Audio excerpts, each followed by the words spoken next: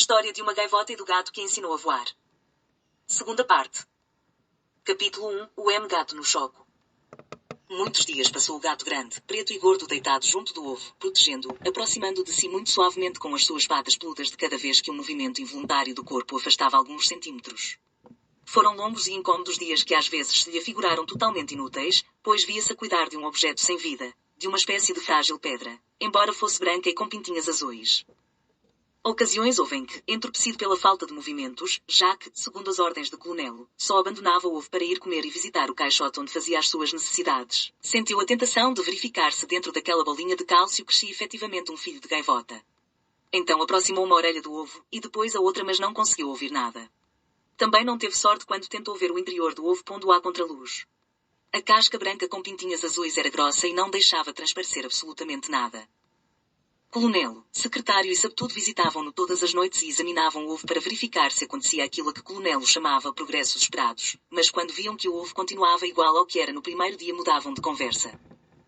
Sabtudo não deixava de se lamentar de que na sua enciclopédia não estivesse indicada a duração exata da incubação. O dado mais concreto que conseguiu retirar dos seus grossos livros foi que esta podia durar entre 17 e 30 dias, consoante as características da espécie que pertencer à gaivota-mãe.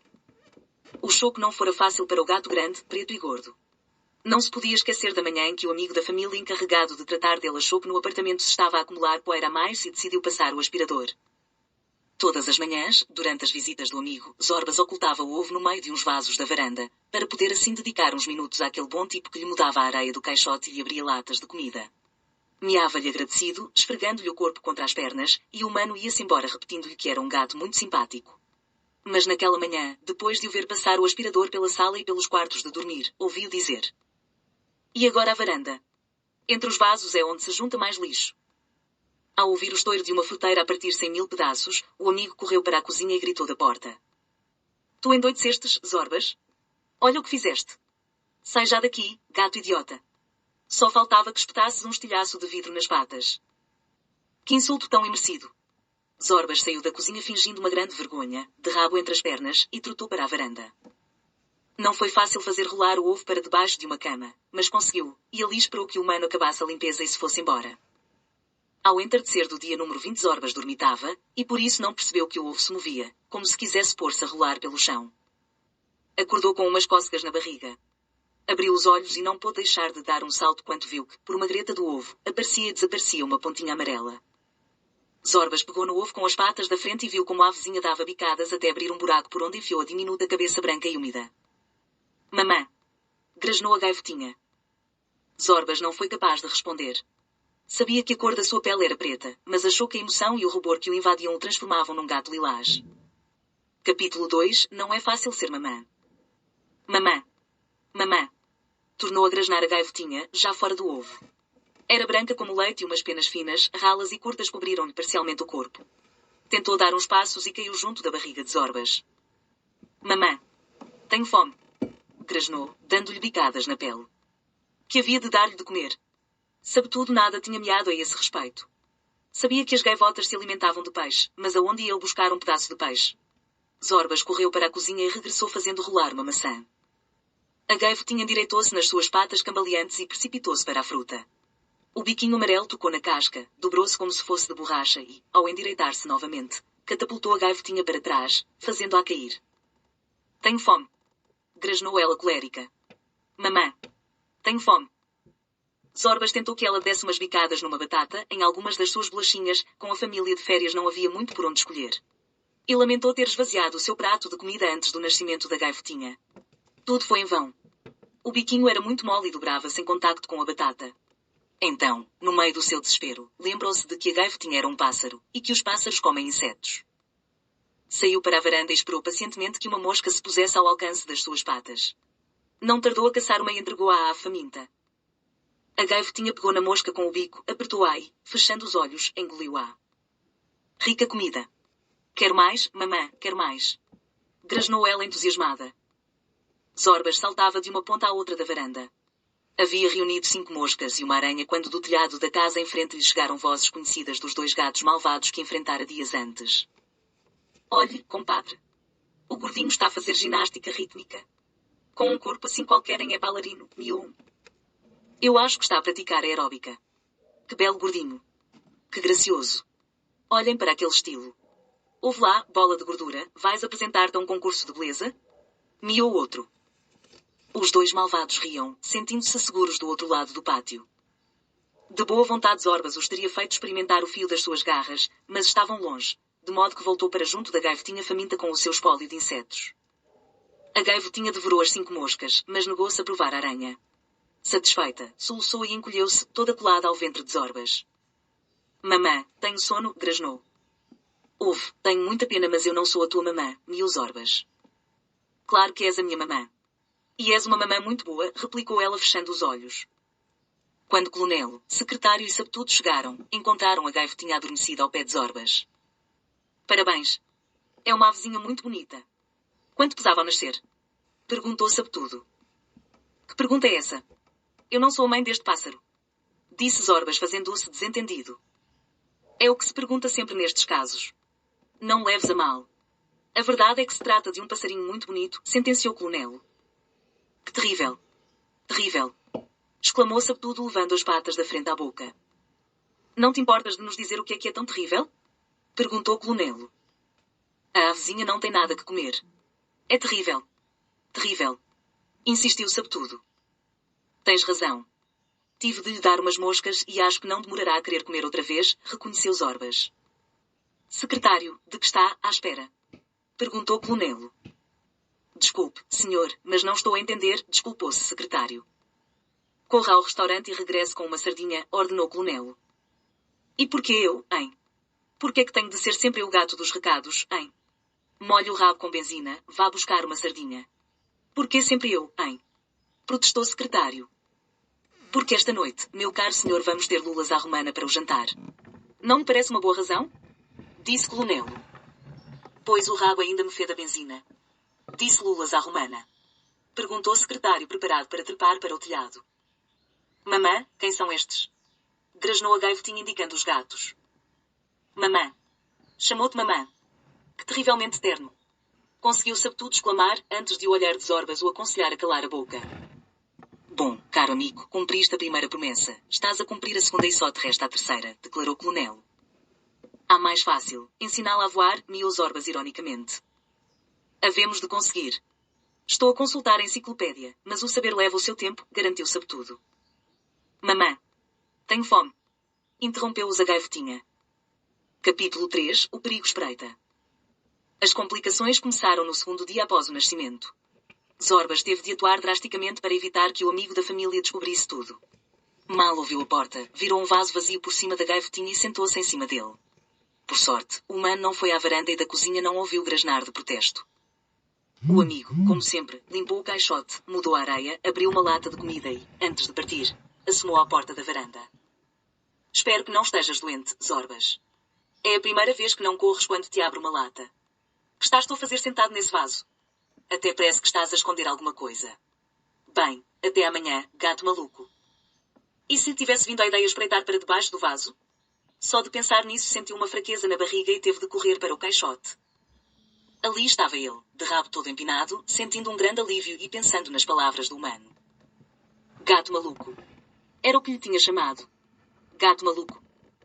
Talvez tivesse razão, porque o mais prático teria sido deixá-lo ver a gaivotinha. O amigo teria pensado então que a sua intenção era comê-la e tê-la levado para cuidar dela até crescer. Mas ele tinha-a escondido debaixo de um vaso. Era um gato maluco? Não. De maneira nenhuma. Zorbas seguia rigorosamente o código de honra dos gatos do Porto.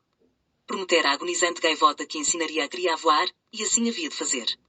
Não sabia como, mas havia de o fazer. Estava Zorbas a tapar conscienciosamente os seus excrementos quando o grasnar assustado da gaivotinha o fez tornar à varanda.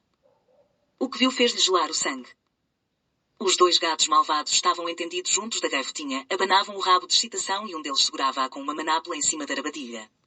Por sorte estavam de costas e não o viram chegar. Zorbas contraiu todos os músculos do corpo. Quem diria que encontraríamos um pequeno almoço tão bom, compadre? É pequenino mas vê-se que é saboroso, miou um. Mamã. Socorro. Grasnava o passarito. Do que eu mais gosto nos pássaros são as asas. Este tem nas pequenas, mas vê-se que as coxas são carnudas, apontou o outro. Zorbas saltou. No ar tirou para fora as 10 unhas das patas dianteiras e, ao cair no meio dos dois tunantes, esmagou-lhes as cabeças contra o chão.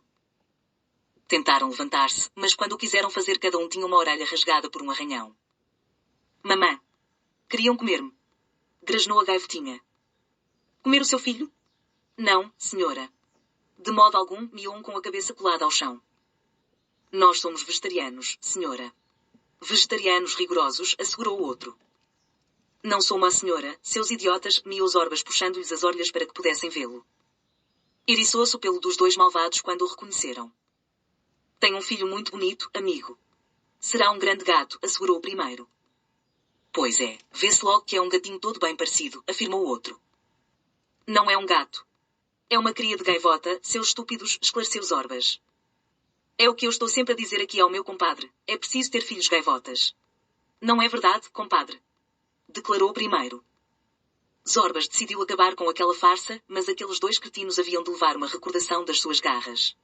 Recolheu as patas dianteiras com um movimento enérgico e as suas garras fenderam uma orelha de cada um daqueles cobardes. Fugiram a correr com miados de dor. Tenho uma mamã muito valente, grasnou a gaivotinha. Estúpidos, esclareceu Zorbas. Zornas compreendeu que a varanda não era um lugar seguro, mas também não podia meter no apartamento porque a vizinha sujaria tudo e acabaria por ser descoberta pelo amigo da família. Tinha de lhe procurar um refúgio seguro. Vem, vamos dar um passeio, miou Zorbas e pegou-lhe delicadamente com os dentes. Capítulo 4. O perigo não descansa. Reunidos no bazar de R, os gatos decidiram que a vizinha não podia continuar no apartamento de Zorbas. Eram muitos os riscos que corria, e o maior de todos não era a ameaçadora presença dos dois gatos malvados mas sim o amigo da família. Infelizmente os humanos são imprevisíveis. As suas melhores intenções causam muitas vezes os piores danos, sentenciou Clonelo. Pois é, pensemos, por exemplo, no R, que é um bom homem, um grande coração, mas que, como tem uma grande amizade pelo chimpanzé e sabe que ele gosta de cerveja, pronto, toca a dar-lhe garrafas de cada vez que o macaco tem sede. O pobre Matias é um alcoólico, perdeu a vergonha, e sempre que se embriaga dá-lhe para cantarolar umas canções terríveis. Terríveis. Miou sabe tudo. E que dizer do mal que causam intencionalmente? Pensem na pobre gaivota que morreu por culpa da maldita mania de envenenarem o mar com o seu lixo, acrescentou o secretário. Depois de uma curta deliberação concordaram em que Zorbas e a gaivotinha viveriam no bazar até que ela aprendesse a voar.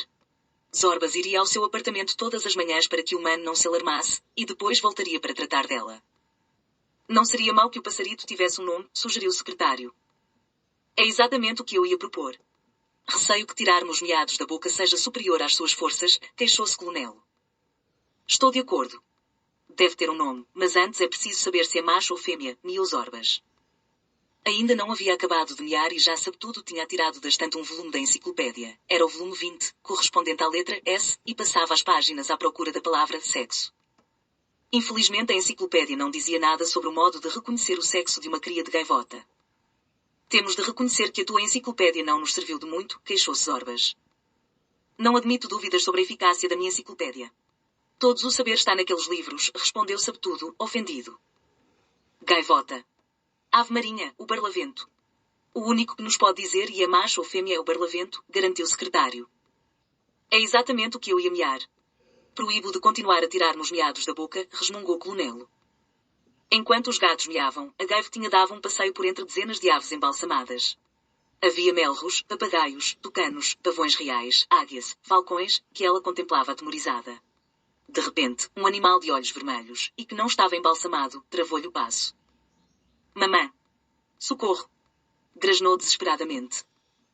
O primeiro a chegar junto dela foi Zorbas, e fê-lo a tempo, pois naquele preciso momento uma ratazana estendia as patas dianteiras para o pescoço do passarito. Ao ver Zorbas, a ratazana fugiu para uma greta aberta numa parede. Queria comer-me. Grasnou a gaivotinha colando-se a Zorbas. Não pensámos neste perigo. Acho que é preciso mear muito a sério com as ratazanas, indicou Zorbas. De acordo. Mas não faças muitas concessões a essas desavergonhadas, aconselhou Clonelo. Zorbas aproximou-se da greta. Lá dentro estava muito escuro, mas conseguiu ver os olhos vermelhos da ratazana. Quero ver o teu chefe, miou Zorbas com decisão. Eu sou o chefe das ratazanas, responderam-lhe do meio da escuridão. Se és o chefe, então vocês valem menos que as baratas. Avisa o teu chefe, insistiu Zorbas. Zorbas ouviu a ratazana afastar-se. As garras dela faziam ranger a canalização por onde deslizava. Passados uns minutos viu reaparecer os seus olhos vermelhos na penumbra. O chefe vai receber-te. Na cave dos Búzios, atrás da arca de pirata, há uma entrada, desceu a ratazana. Zorbas desceu até a cave indicada. Procurou atrás da arca e viu que na parede havia um buraco por onde podia passar. Afastou as teias de aranha e embrenhou-se no mundo das ratazanas. Cheirava a umidade e a imundície. Segue os canos do esgoto, desceu uma ratazana que não conseguiu ver. Obedeceu.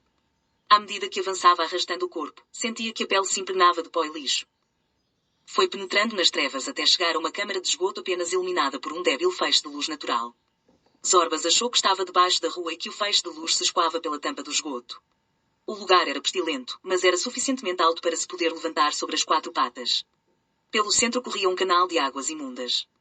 Viu então o chefe das ratazanas, um grande roedor de pele escura, com o corpo cheio de cicatrizes, que se entretinha passando uma garra pelos anéis do rabo. Olha, olha. Vejam quem nos visita. O gato gordo, desceu o chefe das ratazanas. Gordo. Gordo.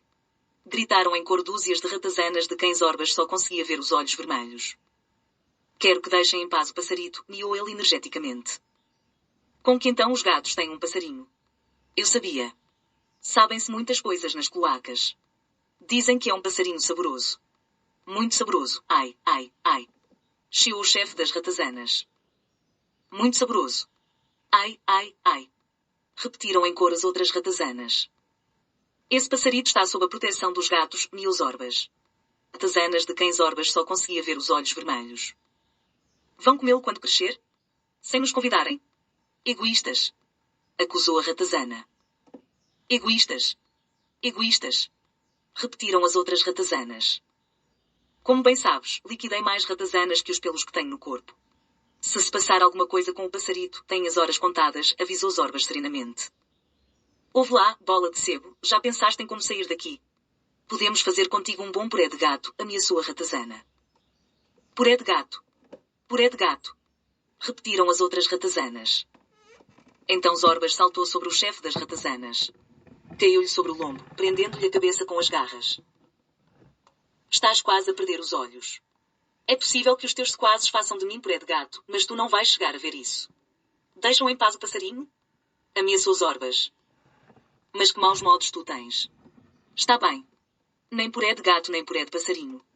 Tudo se pode negociar nas cloacas, aceitou a ratazana. Então negociemos. Que pedes tu em troca de respeitar a vida do passarito? Perguntou Zorbas. Passagem livre pelo pátio. O coronel ordenou que nos cortassem o caminho para o mercado. Passagem livre pelo pátio, chiou a ratazana. De acordo. Podem passar pelo pátio, mas de noite quando os humanos não as veem. Nós, gatos, temos de zelar pelo nosso prestígio, assentou Zorbas soltando-lhe a cabeça. Saiu da cloaca a recuar, sem perder de vista nem o chefe das ratazanas nem os olhos vermelhos que, às dúzias, o olhavam com ódio. Capítulo 5. Passarito ou passarita. Passaram-se 3 dias até conseguirem encontrar-se com Barlavento, que era um gato de mar, um autêntico gato de mar.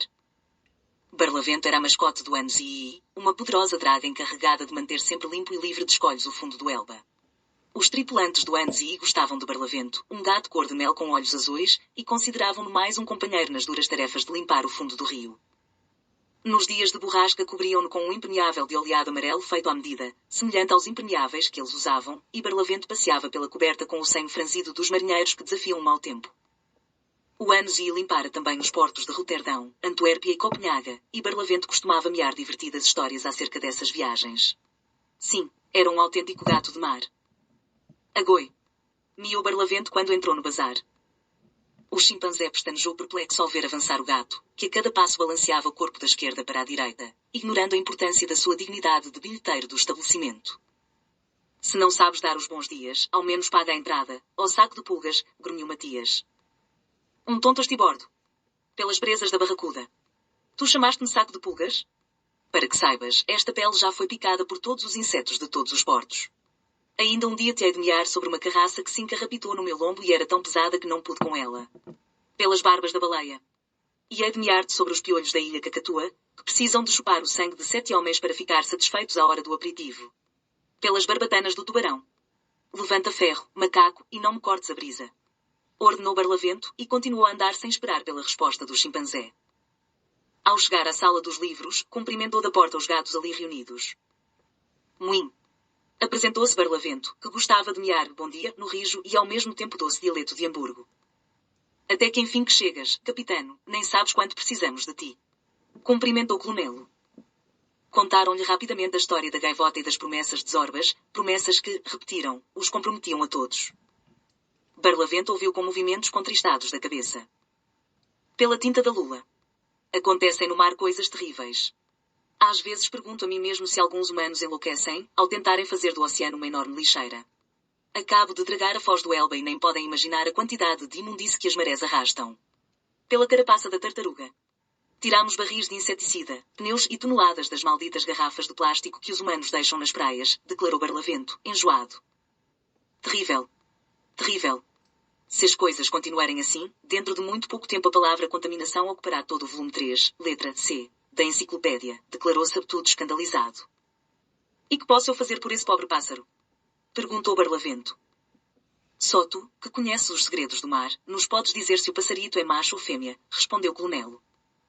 Levaram-no até junta da gaivotinha, que dormia satisfeita depois de dar conta de uma lula trazida por secretário, que, seguindo as instruções de Colonelo, se encarregava da sua alimentação. Barlavento estendeu uma pata dianteira, examinou-lhe a cabeça e seguidamente levantou as penas que começavam a crescer-lhe na rabadilha. O passarito procurou Zorbas com os olhos assustados.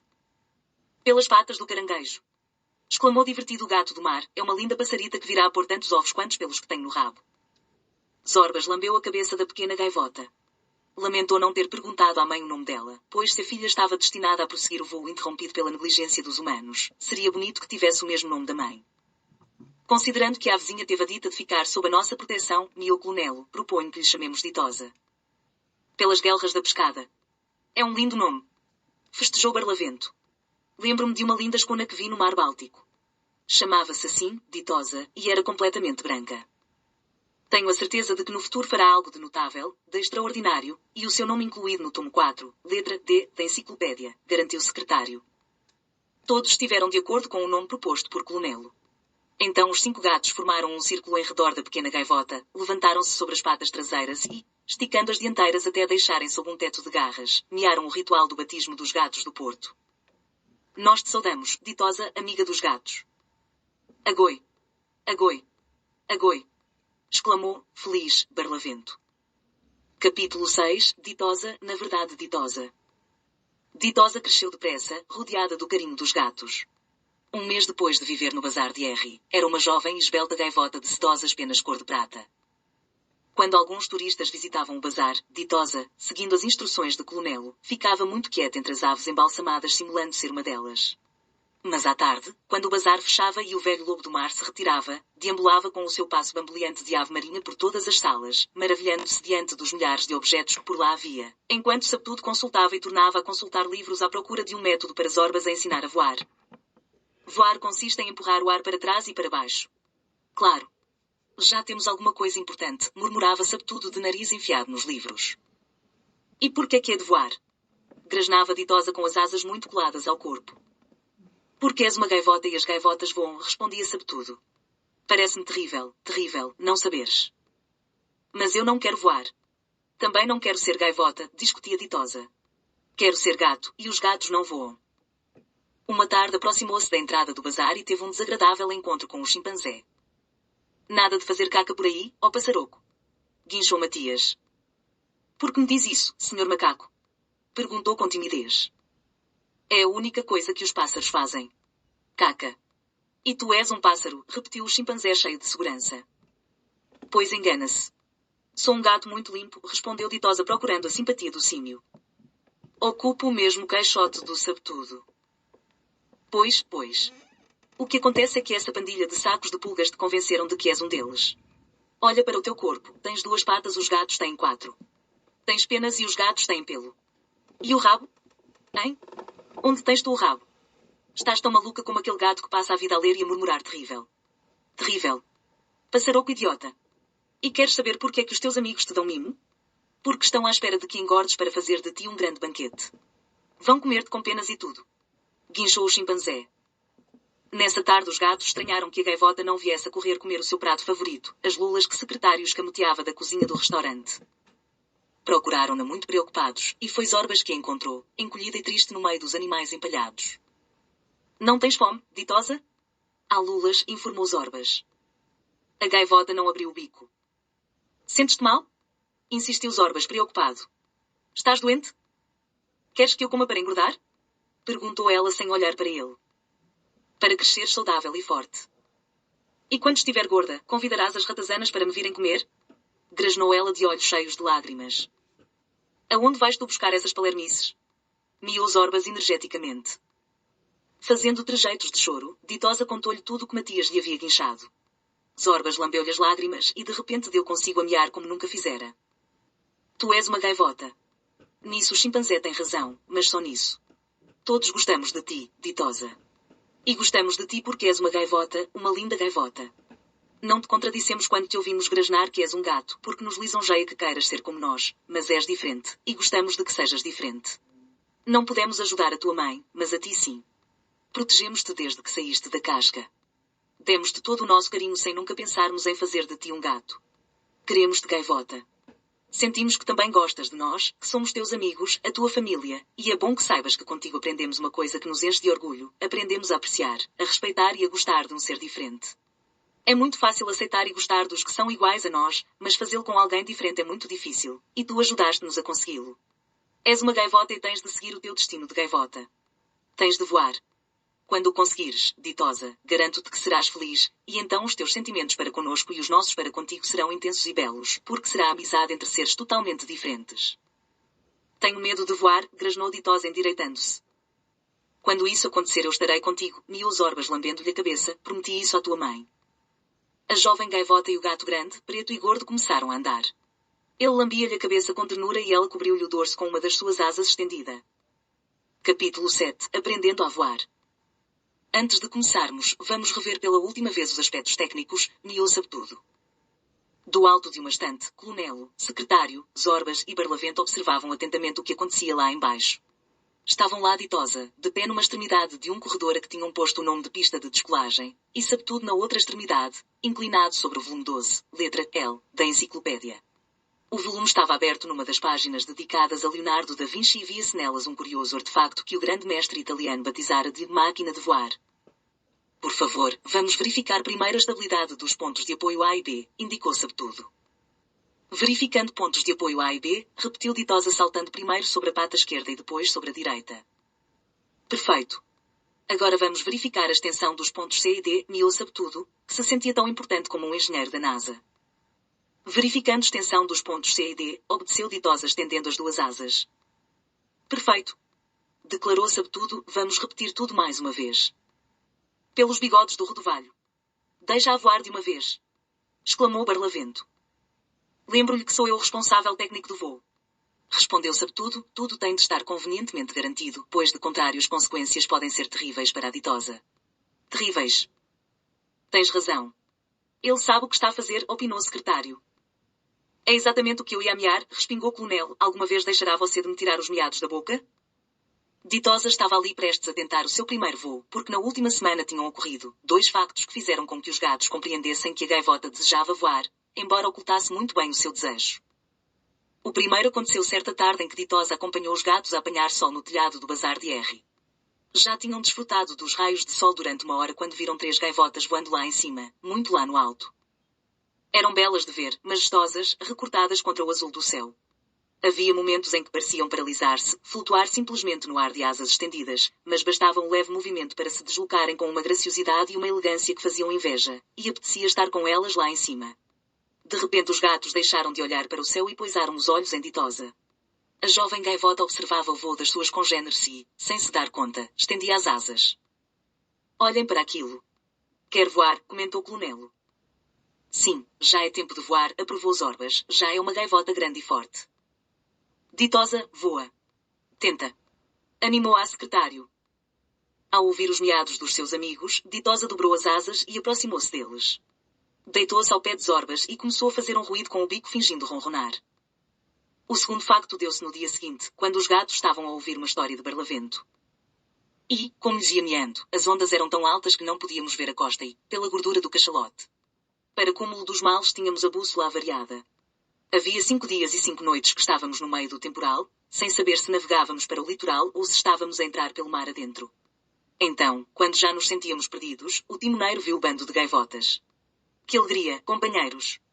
Virámos de proa seguindo o voo das gaivotas e conseguimos chegar à terra firme. Pelas presas da barracuda. Aquelas gaivotas salvaram-nos a vida. Se não as tivéssemos visto, eu não estaria aqui a mear-lhes a história. Ditosa, que seguia sempre com muita atenção as histórias do gato do mar, escutava-o de olhos muito abertos. As gaivotas voam em dia de tempestade? Perguntou ela. Pelas descargas das enguias. As gaivotas são as aves mais fortes do universo, assegurou Barlavento. Não há pássaro que saiba voar melhor do que uma gaivota. Os miados do gato de mar penetravam fundo no coração de Ditosa. Batia no chão com as patas e movia o bico nervosamente. Queres voar, menina? Inquiriu Zorbas. Ditosa olhou-os um a um antes de responder. Quero. Por favor, ensinem-me a voar. Os gatos miaram a sua alegria e meteram logo patas à obra. Haviam esperado longamente por aquele momento. Com toda a paciência que caracteriza os gatos, tinham esperado que a jovem gaivota lhes comunicasse os seus desejos de voar, porque uma ancestral sabedoria os levava a compreender que voar é uma decisão muito pessoal. E o mais feliz de todos era Sabetudo, que já tinha encontrado os fundamentos do voo no volume 12, letra L, da enciclopédia, e por isso se encarregaria de dirigir as operações. Pronta para a descolagem. Ditou Sabetudo. Pronta para a descolagem. Anunciou Ditosa. Começa o percurso pela pista empurrando para trás o chão com os pontos de apoio A e B, ordenou Sabetudo. Ditosa começou a avançar, mas lentamente, como se patinasse sobre as rodas mal oleadas. Mais velocidade. Exigiu Sabetudo. A jovem gaivota avançou um pouco mais veloz. Agora estenda os pontos C e D. Ensinou Sabetudo. Ditosa estendeu as asas e continuou a avançar. Agora levanta o ponto I. Ordenou Sabetudo. Ditosa levantou as penas da arabadilha. E agora mova de cima para baixo os pontos C e D para empurrar o ar para baixo e simultaneamente encolha os pontos A e B. Ensinou Sabetudo. Ditosa bateu as asas, encolheu as patas, ergueu-se uns palmos no ar, mas caiu logo como um fardo. De um salto, os gatos desceram da estante e correram para ela. Estava com os olhos cheios de lágrimas. Sou uma inútil. Sou uma inútil. Repetia ela, desconsolada. Nunca se voa à primeira tentativa, mas vais conseguir. Prometo-te, miou Zorbas lambendo-lhe a cabeça. Sabetudo tentava encontrar o erro, revendo uma e outra vez a máquina de voar de Leonardo. Capítulo 8. Os gatos decidem quebrar o tabu. 17 vezes tentou Ditosa levantar voo, e 17 vezes acabou no chão depois de ter conseguido elevar-se uns poucos centímetros. Sabetudo, mais magro que de costume, arrancara os pelos do bigode depois dos 12 primeiros fracassos, e com miados trementes tentava desculpar-se. Não entendo. Revi conscienciosamente a teoria do voo, comparei as instruções de Leonardo com tudo o que se diz parte dedicada à aerodinâmica, volume 1, letra A, da enciclopédia, e no entanto não conseguimos. É terrível. Terrível. Os gatos aceitavam as suas explicações e toda a sua atenção se centrava em Ditosa, que depois de cada tentativa falhada ia ficando mais triste e melancólica. Depois do último fracasso, Colonel decidiu suspender as tentativas, pois a sua experiência dizia-lhe que a gaivota começava a perder a confiança em si mesma, e isso era muito perigoso se de verdade queria voar. Talvez não o possa fazer, opinou o secretário, se calhar viveu tempo demais connosco e perdeu a capacidade de voar. Seguindo as instruções técnicas e respeitando as leis da aerodinâmica, é possível voar. Não se esqueçam de que está tudo na enciclopédia, apontou Sabetudo. Pelo rabo da raia. Exclamou Barlavento, ela é uma gaivota e as gaivotas voam. Tem de voar. Prometiu à mãe e ela. Tem de voar, repetiu Zorbas. E o cumprimento dessa promessa obriga-nos a nós todos, recordou Colonelo. Reconheçamos que somos incapazes de ensinar a voar e que temos de procurar auxílio para além do mundo dos gatos, sugeriu Zorbas. Mia claramente, caro amigo. Aonde é que quer chegar? Perguntou Colonelo, sério. Peço autorização para quebrar o tabu pela primeira e última vez na minha vida, solicitou Zorbas fitando os seus companheiros nos olhos. Quebrar o tabu. Miaram os gatos pondo as garras de fora e eriçando os lombos. Miar a língua dos humanos é tabu. Assim rezava a lei dos gatos, e não porque eles não tivessem interesse em comunicar com os humanos. O grande risco estava na resposta que os humanos dariam. Que fariam com um gato falante? Com toda a certeza iriam encerrá-lo numa jaula para o submeterem a toda a espécie de provas estúpidas, porque os humanos são geralmente incapazes de aceitar que um ser diferente deles os entenda e trate de se dar a entender. Os gatos conheciam, por exemplo, a triste sorte dos golfinhos, que se tinham comportado de uma maneira inteligente com os humanos e estes tinham-nos condenado a fazer de palhaços em espetáculos aquáticos. E sabiam também das humilhações a que os humanos sujeitam qualquer animal que se mostre inteligente e receptivo com eles.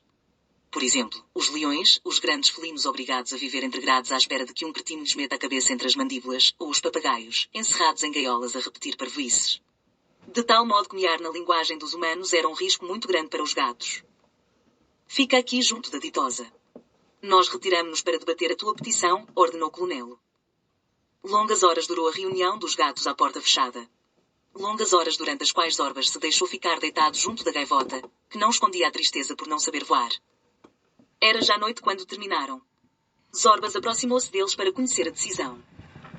Nós, gatos do Porto, autorizamos-te a quebrar o tabu só desta vez. Mirás apenas com um humano, mas antes decidiremos entre todos com qual deles, declarou Colonel solenemente. Capítulo 9. A escolha do humano. Não foi fácil decidir com que humano Zorbas iria mear. Os gatos fizeram uma lista de todos os que conheciam, e foram-nos eliminando um a um. O René, o chefe de cozinha, é sem dúvida um humano justo e bondoso. Reserva-nos sempre uma porção das suas especialidades, que secretário e eu devoramos com prazer. Mas o bom do René só entende de temperos e de tachos, e não nos seria de grande ajuda neste caso, afirmou Colonelo. O R também é boa pessoa. Compreensivo e amável com toda a gente, inclusive é com o Matias, a quem desculpa tropelias terríveis, terríveis. Como tomar banho em patchouli, esse perfume que tem um cheiro terrível, terrível. Além disso, R sabe muito de mar e de navegação, mas de voo acho que não faz a menor ideia, comentou Sabetudo. O Carlo, o chefe dos empregados do restaurante, garante que eu lhe pertenço e eu deixo acreditar nisso porque é bom tipo. Ele entende de futebol, de basquetebol, de voleibol, de corridas de cavalos, de boxe e de muitos mais desportos, mas, lamentavelmente, nunca ouvi falar de voo, informou o secretário. Pelos caracóis da Anémona. O meu capitão é um humano encantador, tanto que na sua última briga num bar de Antuérpia enfrentou 12 tipos que o ofenderam e só deixou metade fora de combate. Além disso, sente vertigens até quando sobe para cima de uma cadeira. Pelos tentáculos do povo. Não acho que nos sirva, decidiu Barlavento. O garoto lá da minha casa entendia-me. Mas está de férias, e que é que um garoto pode saber de voar? Miou Zorbas. Porca miséria. Acabou-se-nos a lista, resmungou Colonelo. Não. Há um humano que não está na lista, apontou Zorbas, o que vive com a Bubulina. Bubulina era uma bonita gata branca e preta que passava longas horas entre os vasos de flores de um terraço. Todos os gatos do Porto passavam lentamente à frente dela, ostentando a elasticidade dos seus corpos, o brilho das suas pelagens esmeradamente asseadas, o comprimento dos seus bigodes, o garbo dos seus rabos empinados, com a intenção de a impressionar. Mas Bubulina mostrava-se indiferente e apenas aceitava os carinhos de um humano que se instalava no terraço diante de uma máquina de escrever. Era um humano esquisito, que às vezes se ria depois de ler o que acabava de escrever, e outras vezes amachucava as folhas sem as ler. O seu terraço estava sempre envolvido numa música suave e melancólica que adormecia Bubulina e provocava profundos suspiros nos gatos que por ali passavam. O humano da Bubulina? Por que ele? Quis saber Colonelo. Não sei. Esse humano inspira-me confiança, reconheceu Zorbas, ouvi-o ler o que escreve. São palavras belas que alegram ou entristecem, mas que produzem sempre prazer e suscitam o desejo de continuar a ouvir. Um poeta. O que aquele humano faz chama-se poesia. Volume 17, letra P, da enciclopédia, garantiu Sabetudo. E o que te leva a pensar que esse humano sabe voar? Quis saber secretário. Talvez não saiba voar com asas de pássaro, mas ao ouvi-lo sempre pensei que vou com as palavras, respondeu Zorbas. Os que estiverem de acordo com que Zorbas me com o humano da Bubulina levantem a pata direita, ordenou Colonelo. E foi assim que o autorizaram a mear com o poeta. Capítulo 10. Uma gata, o M-gato, o M-poeta. Zorbas fez o caminho pelos telhados até chegar ao terraço do humano escolhido. Ao ver Bubulina recostada entre os vasos, suspirou antes de mear. Bubulina, não te assustes. Estou aqui em cima. Que queres? Quem és tu? Perguntou a gata, alarmada. Não te vás embora, por favor. Chamo-me Zorbas e vivo aqui perto. Preciso da tua ajuda. Posso descer? A gata fez-lhe um gesto com a cabeça. Zorbas saltou para o terraço e sentou-se nas patas traseiras. Bubulina aproximou-se a cheirá-lo. Cheiras a livro, a humanidade, a roupa velha, a pássaro, a pó, mas tens o pelo limpo, aprovou a gata. São os odores do bazar de R. Não estranhes se cheirar também a chimpanzé, avisou às Zorbas. Chegava até ao terraço uma música suave. Que bonita música, comentou Zorbas. Vivaldi. As 4 estações. Que queres tu de mim? Quis saber Bubelina. Que me convides a entrar e me apresentes ao teu humano, respondeu Zorbas. Impossível. Está a trabalhar e ninguém, nem sequer eu, o pode importunar, respondeu a gata. Por favor, olha que é uma coisa muito urgente.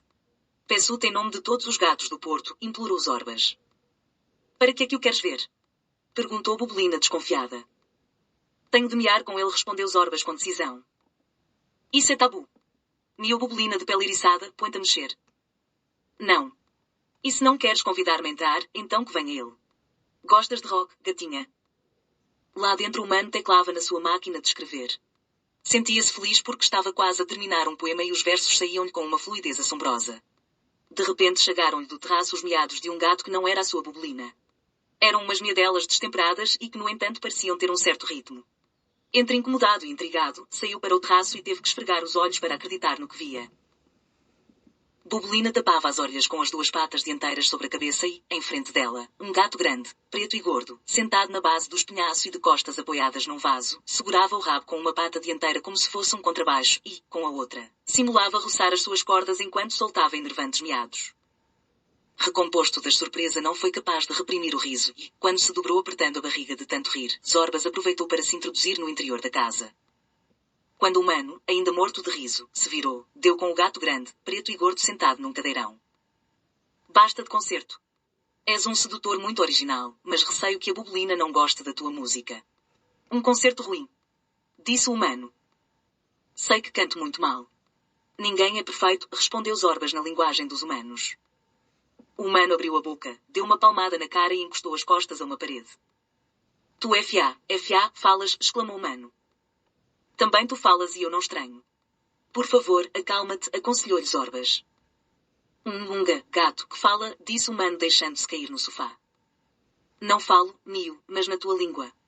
Sei mear em muitas línguas, esclareceu Zorbas. O humano levou as mãos à cabeça e tapou os olhos, enquanto repetia, é do cansaço, é do cansaço. Ao retirar as mãos, o gato grande, preto e gordo continuava no cadeirão. São alucinações. Não é verdade que és uma alucinação? Perguntou o humano. Não, sou um gato de verdade que está a mear contigo, garantiu-lhe Zorbas, entre muitos humanos, nós, gatos do Porto, escolhemos-te a ti para te confiarmos um grande problema, e para nos ajudares. Não estás louco? Eu sou real. E dizes tu que mias em muitas línguas? Perguntou, incrédulo, o humano. Suponho que queres uma prova. Vamos a isso, propôs Zorbas. Buongiorno, disse o humano. É de tarde. Era melhor dizer buonasera, corrigiu Zorbas. Calimera, insistiu o humano. Calispera, já te disse que é de tarde, tornou a corrigir Zorbas. Dobardan, gritou o humano. Dobreutra, agora acreditas? Perguntou Zorbas. Acredito. E se tudo isto é um sonho, que me importa? Gosto dele e quero continuar a sonhá-lo, respondeu o humano.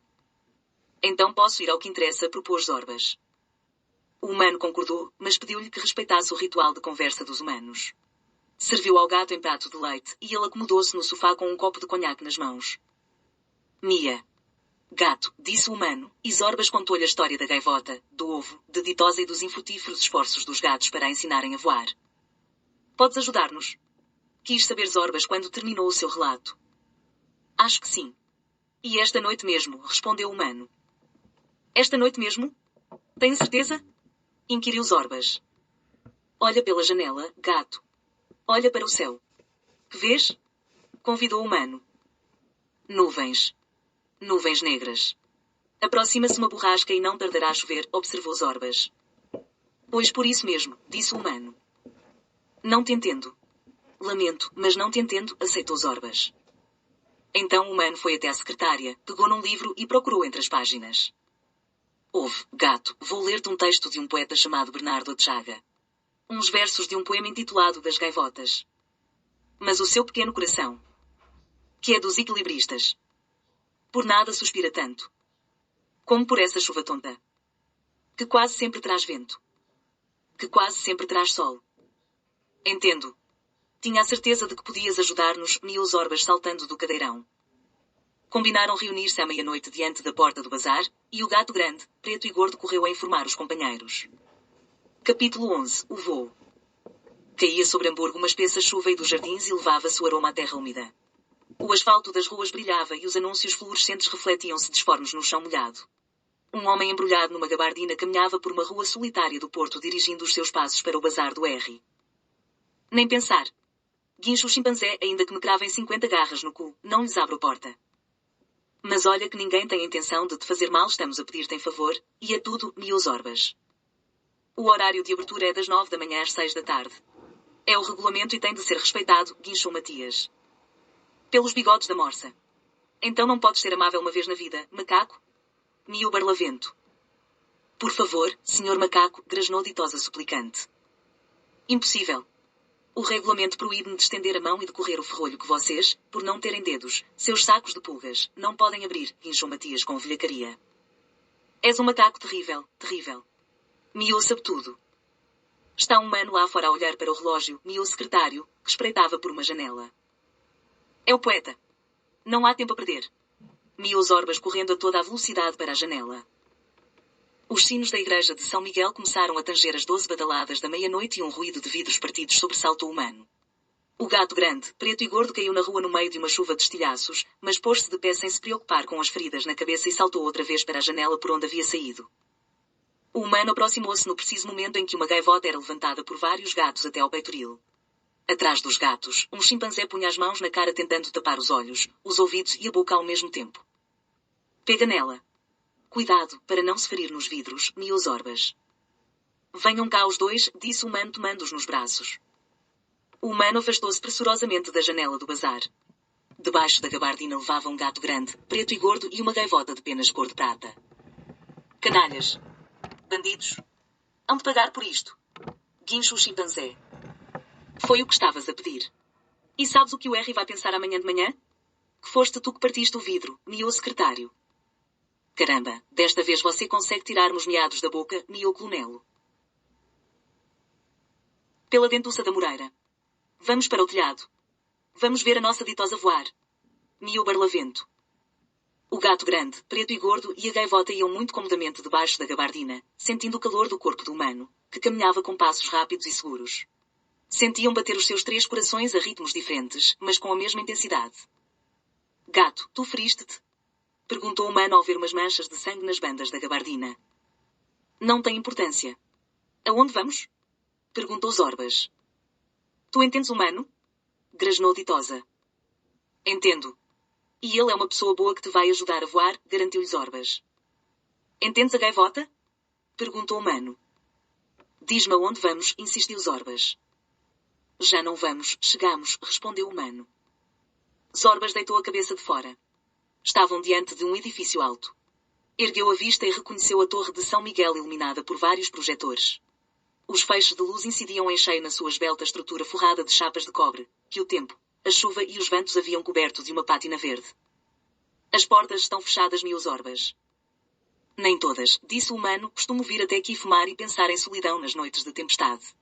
Conheço uma entrada para nós. Deram uma volta e entraram por uma pequena porta lateral que o humano abriu com a ajuda de uma navalha. De um bolso tirou uma lanterna e, iluminados pelo seu delgado raio de luz, começaram a subir uma escada de caracol que parecia interminável. Tenho medo, grasnou Ditosa. Mas queres voar, não queres? Miou Zorbas. Do campanário de São Miguel via-se toda a cidade. A chuva envolvia a torre de televisão e, no porto, as gruas pareciam animais em repouso. Olha, ali vê-se o bazar do R. Estão ali os nossos amigos, miou Zorbas. Tenho medo. Mamã. Grasnou Ditosa. Zorbas saltou para o varandim que protegia o campanário. Lá embaixo os automóveis moviam-se como insetos de olhos brilhantes. O humano colocou a gaivota nas mãos. Não. Tenho medo. Zorbas. Zorbas. Grasnou ela dando bicadas nas mãos do humano. Espera. Deixa-a no varandim, miou Zorbas. Não estava a pensar atirá-la, disse o humano. Vais voar, Ditosa. Respira. Sente a chuva. É água.